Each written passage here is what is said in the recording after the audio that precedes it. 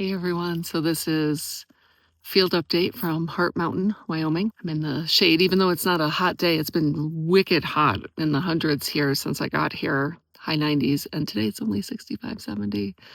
But I've been out for a few hours now, so I'm shaded up. I just recorded the meditation for donors for this field assignment that I'll link below. You can purchase that if you'd like to help support all this field work. Let's get into the field update because it is massive. To cue up this story, I want to give you some proper context. For those of you who are familiar with my role as a field agent, Agent Love, reporting for duty. Aisha Love, founder of Multidimensional You. I realize I didn't state that at the beginning of the video because I just figured this would be in a bigger compilation, but maybe it's going to be a standalone. So welcome to my YouTube channel or wherever you happen to be watching this. I went through a rapid spiritual awakening upon the cancer diagnosis and rapid decline of my father in 2008-09, and then he crossed over and I became a spirit medium and then started talking to ETs and then metaterrestrials and then timeline conflict, like all this stuff, several trips to Egypt, France, and then I realized, things were getting so chaotic. I demanded to know what I was involved in, and information was brought to me. So the information I'm going to reference is that information. Some of this you can find on the Ascension Glossary.com via a woman called Lisa Renee.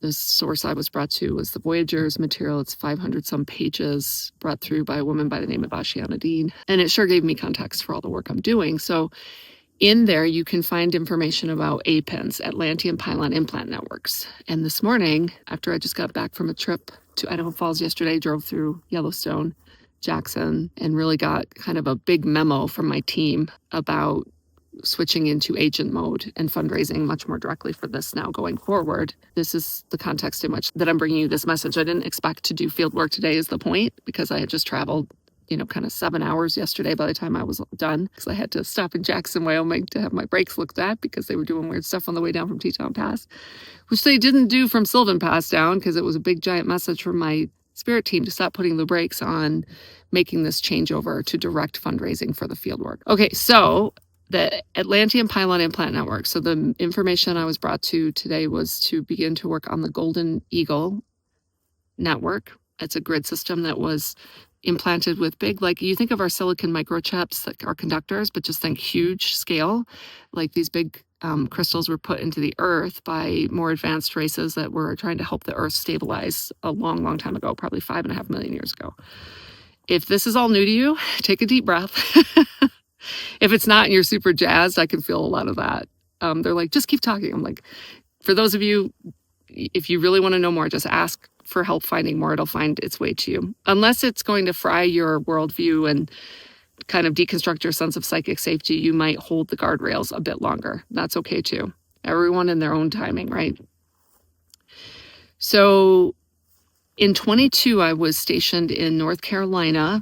I was working a lot in the Black Mountains, Mount Mitchell specifically, doing a ton of work to clear up holes that have been punched from the phantom matrix into our dimension to allow certain things to come through here and pull quantum and think of it like a parasitic living system. Those networks were put in place to stabilize the planet and the grids during something called the electric wars. And if you were to reduce a lot of the field work I've done, the restoration work of grids, it's so that they can be repaired and they can handle the incoming frequencies so that as more energy surges through the planet's grid lines, you don't have huge collapses or huge sections being kind of just left behind because they can't handle the vibratory rate of like ascension, okay?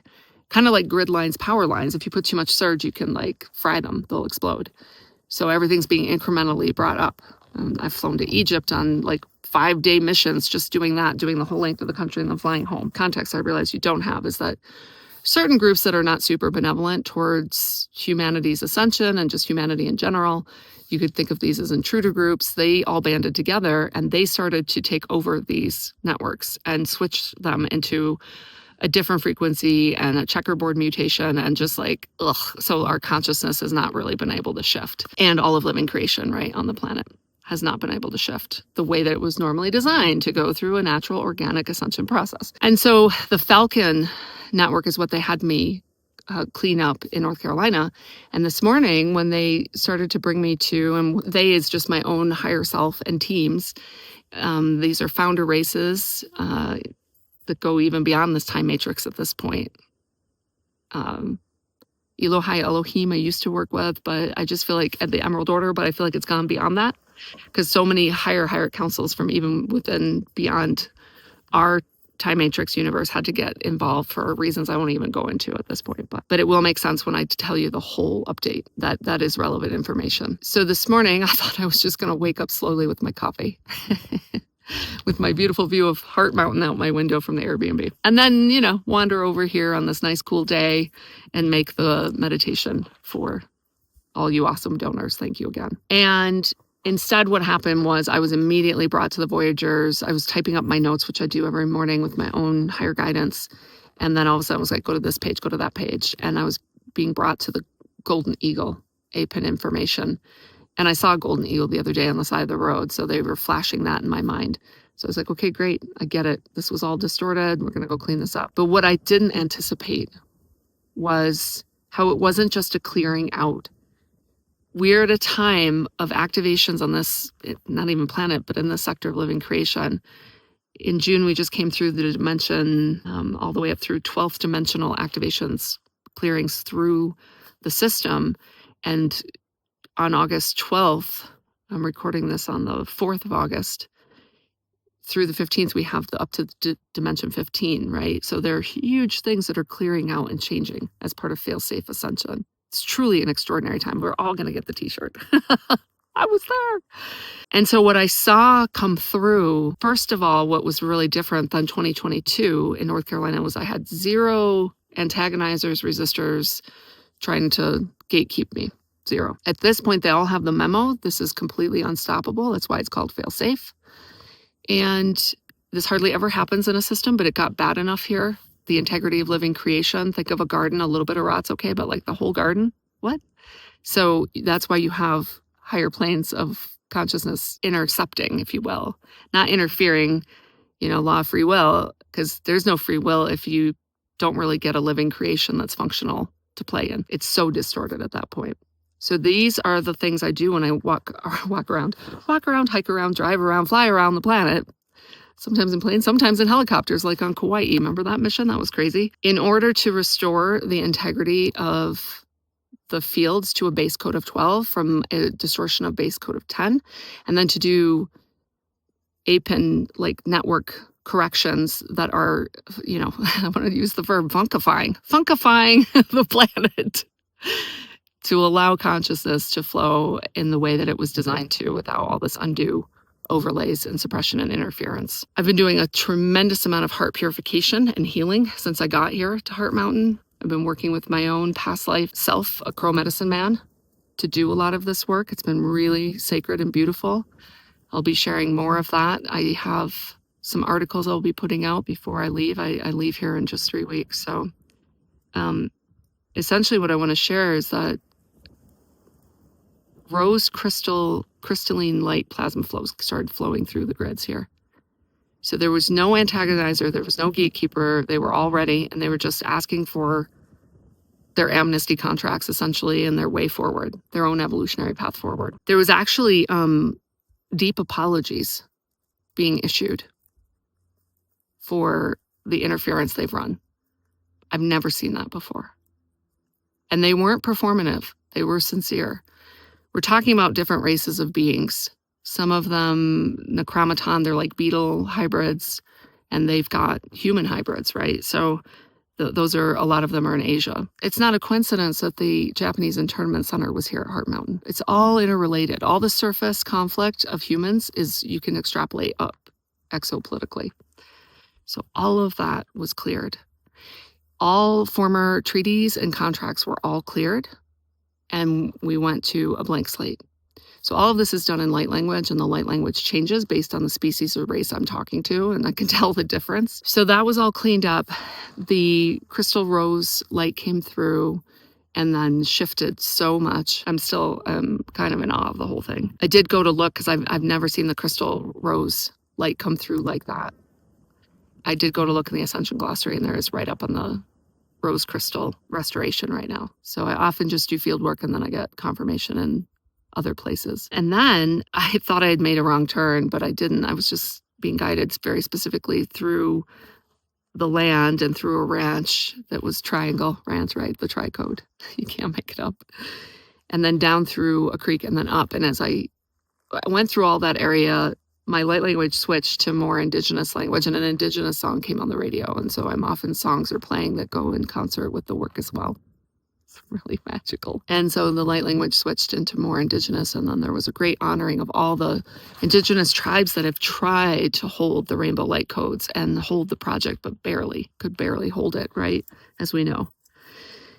It's been very challenging on this planet for a long time. They were all honored, and it was really beautiful. And then as I came up out of the creek, that's when they said, okay, now you can start the grid lift, and just to start to move the whole grid system can handle it now. And it was really beautiful. And then I got onto Heart Mountain Preserve, which you'll see this with really sacred places around the planet. They self-preserve through organizations. Like there's, I also work with Tryon Meche Fields. All of this is in Voyagers if you want to geek out and go read the material. You can find it $17 PDF. I'll link below on Ashana's website. I printed it out so I have access to the paper version because I'm referring to it quite a bit in pockets of time. I was just going to say, like in Tryon, North Carolina, you can't make up the names, right? Like there's so much synchronicity.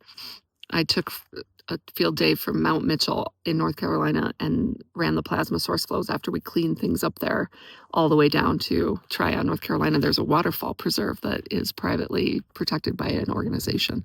So same thing here. Heart Mountain is owned by the Nature Conservancy. And so I got across the gate, closed the gate behind me, and I was catching up with my daughter.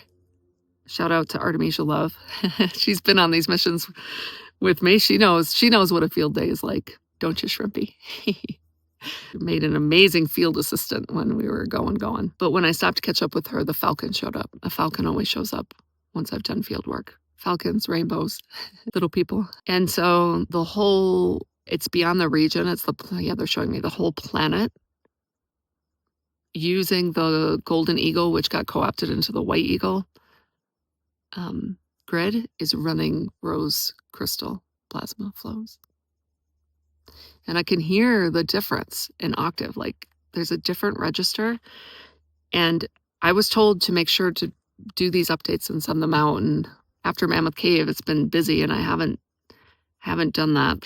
Because those of you in Australia, I'm being told specifically, need this. You need this information. So here it is. I guess I am putting this out. And thanks for, it's a little bit detailed, long-winded, and cryptic if you don't know what I'm talking about, but it doesn't matter because it will find its way to the right people. And I think that's it. I think that's it for what needed to come through and be shared here. Look for more fundraising campaigns coming forward. This is going to be my main focus now. Yes, I do shadow work, alchemy with healers around the world to help you all align with your soul purpose, but I'm being told to really align with my purposes as a field agent way more now. So I'll have less of that available and more of this and much more direct fundraising. Also to help support the planet's grid workers, because you all know how much it costs to, jump on planes and drive around and do this work, right? I'm basically a full-time field agent at this point. I move every 6 weeks to 3 months at this point on rotations, because why not? If I have these abilities, why would they not be put into use, especially during a time of accelerated ascension? We need to help stabilize as much as we can so everything can move together. So a big shout out to all you grid workers. I see you.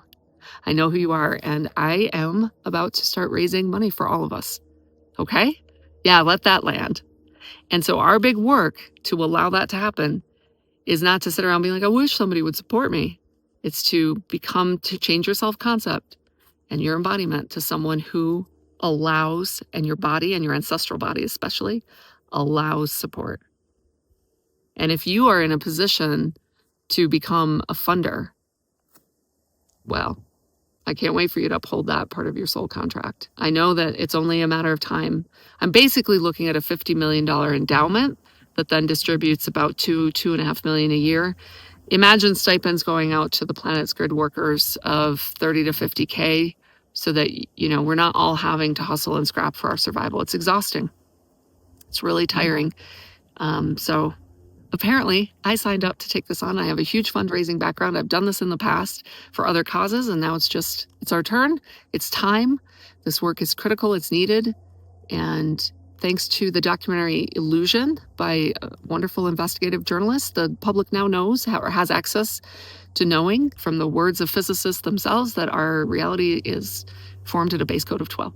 So then we could start to have context for why there could be distortions to other, base code of 10 and my Oklahoma assignment, you can't make it up, stationed at Lake 10 Killer. I think we have a sense of humor. So I feel like I've said enough at this point. If you'd like to, I'm definitely not in a position to offer stipends at this point. So as soon as that's up and running, I will definitely let everyone know that foundation will eventually be Love is the Foundation, or the Foundation is Love. I've been given the vision. I've had it for the better part of 6 years. We're just waiting on funders. We're waiting on those alignments to come in. And I know that sounds really trite, and it sounds like a lot of you, have been through this before. But, our job is to really do the emanation shift that allows that support, that isn't hyper independent, isn't lone wolf. I see you lone wolves. Takes one to know one, right? And allows the Unity template to work, this was always supposed to be a team project. For those of you in a position to fund or grant part of an endowment, or help actually create the endowment and do the fundraising, or you want to hold a fundraiser at your home the way you would any other cause, just reach out to my daughter Artemisia Love at info@multidimensionalu.com, and we'll go from there. And, we wrote this plan. Let's all enjoy walking it now. Let's not approach it from fear and urgency. If we do, that's baked into what we're doing. So my team on me anymore is just always saying, don't rush, stay grounded. So before I came out to do the field work today, because I knew it was going to happen driving, it often does, I was like, I'm going to stop for a coffee. I'm going to chit chat with the cashier. I'm going to chit chat with the BLM guy, ask him about Heart Mountain a little bit more. Turns out he's the guy that manages the Mustangs over on the BLM in the Bighorn Canyon area where I did the field work, where the Heartstone was gifted, right? So it's just beautiful to watch all these spirals, all these divine appointments. Yep. All right. Wow. What a joy to get to share all this with you. As I stand up, I'm going to share the view of the mountain. I might splice in some other things that happened up here today. We had cowboys pushing the cattle back up. They came down. I think the Grizz were down because I saw a huge rock that was overturned. Looking for grubs.